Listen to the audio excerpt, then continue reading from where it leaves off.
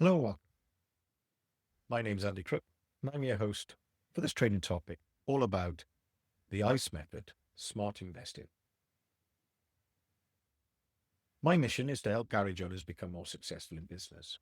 How I do that is I try to go live on a training topic every week on one of the five pillars of business as I see it. This week, we're in the financial pillar, and we're talking about the ICE method, how the wealthy grow their money. How to unlock the power of income, capital, and equity to make smarter financial decisions. In this training topic, we will break down a simple but powerful investing concept called the ICE method. ICE standing for income, capital, and equity. Whether you're new to investing or just want to sharpen your strategy, this 15-minute topic will give you a clear understanding of what to expect from these three asset classes, why it matters, and how to build a balanced portfolio that supports your financial goals. Expect plain English, relatable examples, and actionable insights to help you grow and protect your wealth. If you are in the position to invest, which normally means that you have no bad debt and over 6 months' income in savings, you should always seek professional advice. I am not a financial advisor. If you cannot start investing financially, then begin by investing in yourself. After all, it is the investment that gives the greatest return. And if you're not investing in yourself, then invest in your business. But even if you're not ready financially, stick around because what you could learn now could help you in the future. So invest in 15 minutes in this training topic may return multiples of that time sometime in the future. When most people think of financial investing, they think in terms of the stock market or buying rental property. What happens then is they go out, they buy stock, shares, or even a second home without thinking about the purpose, payoff, or the risk involved with the investments. But that's like trying to cook a meal with random ingredients and no recipe. You might end up with something good or a complete financial mess. The truth is, smart investors and the wealthy think in asset classes, and that's where the ICE method comes in. Income, capital, and equity. Think of it as your investment landscape. Each asset class has a purpose, a payoff, and a risk. And depending on what your objectives are, you may choose to diversify, to spread the risk, or lump it all on gold. But before you do make any decision, remember having more than 6 months' income in saving is eroding your wealth. Inflation is higher than the government reports, and the interest rate is almost always lower than inflation. Therefore, the purpose of investing is to increase the value of your money over time, which means you must decide which asset class is best for you.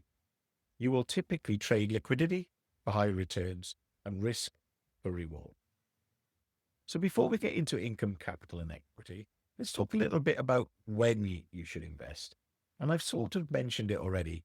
It's when you have more than 6 months' income in your savings. That's true of your personal wealth as well as your business wealth. So if you have more than 6 months money stashed away, which is your normal operating expenditure of your business.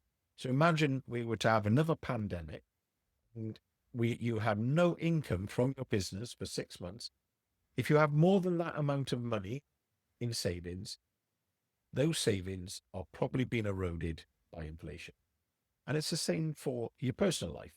If you have more than 6 months of your normal expenditure in your savings account, then you probably ought to think about investing. It's somewhere between 3 and 6 months is the sweet spot, but certainly no more than 6 months. So if you're in that fortunate position, we need to talk about income, capital, and equity. So starting with income. Income assets generate cash flow. They pay you regularly, monthly, quarterly, or yearly. Examples: a rental property when the cash flow positive, bonds, dividend paying shares, peer-to-peer lending, and an ISA.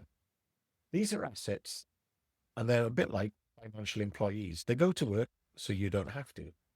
Income investing is especially important for freedom, the kind of wealth that buys back your time. But here's the catch. The returns are often lower and income investments may grow slowly, if at all. But that's okay because they're doing a different job. So capital. Capital investments are all about buying low and selling high. They don't pay you as you go, but they have the potential to appreciate it. So examples here are gold, some classic cars, some fine art, crypto, or buying land or property for future resale. So your capital assets are long-term plays. They don't pay you today, but they might make you rich tomorrow. They carry higher risk and they rely heavily on market timing. So they're not where you're going to put next month's rent money, but they can grow your wealth if you're patient and strategic. And finally, equity. Equity is where things start to get interesting. You invest into something and own part of it, usually a property or a business. I'll give you some examples. Owning shares in a company, angel investing in a startup, being a partner in a business, building your own business, or buying property, whether it be commercial or residential. Equity is the wealth multiplier. You're not just buying something, you're hoping to build value. Take Jeff Bezos. He didn't earn his wealth through a high paying job. He owned equity in Amazon and grew it. Equity takes time, effort, and often a lot of risk. You're riding the highs and lows of ownership, but the upside can build generational wealth. So there are the three types of asset. You have an asset that can provide income, an asset that can provide capital, and you've got assets that will provide equity. So when you're looking to invest, you've got to ask yourself, do I need cash flow or do I want to grow my pot or do I want to own and scale something? So think of your investments in terms of these three things. Is it stability and freedom you want from income? Do you want to grow wealth from capital appreciation or do you want to build wealth in the form of equity? This helps you match the asset to your goal and not the other way around. Most people get stuck trying to make capital assets behave like income and get frustrated when they don't. When you understand what each asset class can provide, you stop making emotional decisions and start thinking like a strategist. And here's the magic. You don't have to pick one asset class. You can invest in an asset that can return from all three. So the first thing we're going to talk is either investing or owning a business. How does that return you income, capital, or equity, or can it return all three? Once your business, whether you've invested in it or you own that business, is profitable, your business can pay you regularly via either a salary, drawing, or dividends. And this can provide cash flow. Owning or investing in a business, part sharing ownership of business, can also provide you with tax benefits because you pay yourself before you pay your tax. Whereas when you've got a job, you get taxed before you buy it, which is a slightly different way of looking at income. Capital, if you own a business, as the business grows, its value increases. And if you sell it, one day you could make a capital gain. You've got to remember, though, it's external market forces that drive capital appreciation.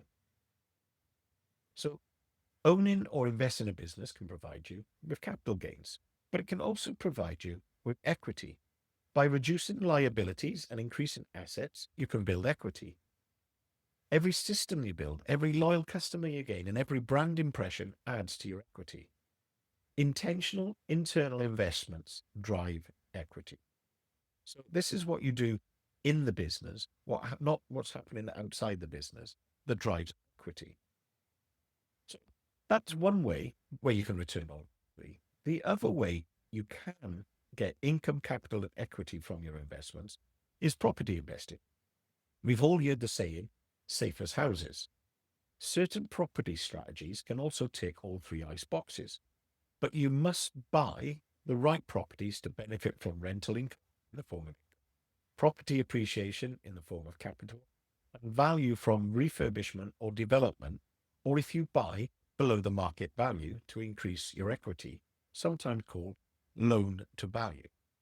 But be careful, not all property investments do all three well, especially if you're heavily mortgaged. So the question that a lot of people ask me when I talk to them about capital and equity is they say, well, isn't it the same thing? What is the difference between capital and equity? Well, let's use a buy-to-let property as an example. So capital, in this case, is the value growth of the asset itself. Think of this as the market-driven increase in the property value over time. If your property increased in value from 200,000 to 300,000 in 10 years, your capital gain would be 100,000. This is unrealized until you sell or refinance. Equity, on the other hand, is your share of ownership in the asset. And this is the difference between what the property is worth and what you owe on it.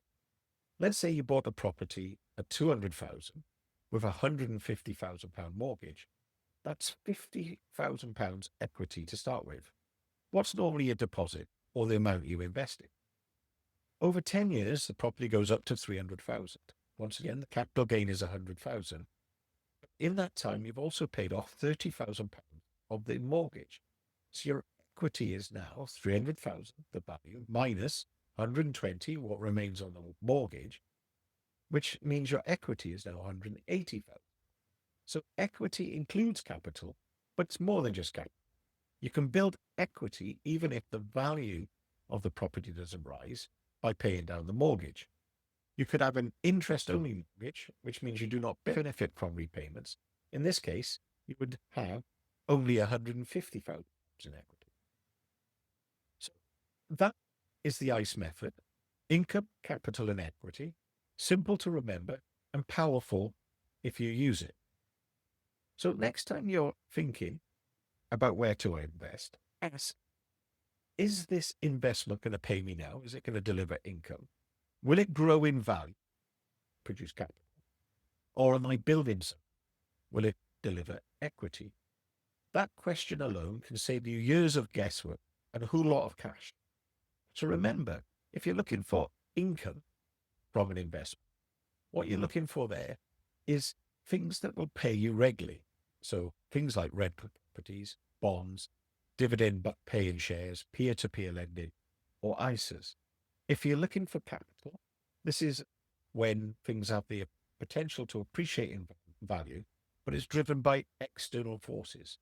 And things to think about good capital investments at the moment is precious metals. Gold, at the moment, a lot of people are saying that silver is undervalued. Now, the thing with precious metals, especially gold and silver, is that they tend to do well when the stock market is not doing so well.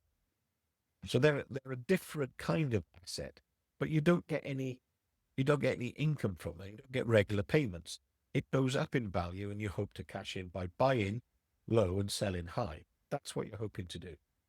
But other examples of this, obviously, if you time it right, classic cars, fine art, crypto, and everyone wishes they bought a couple of dollars worth of Bitcoin 10 years ago, don't they?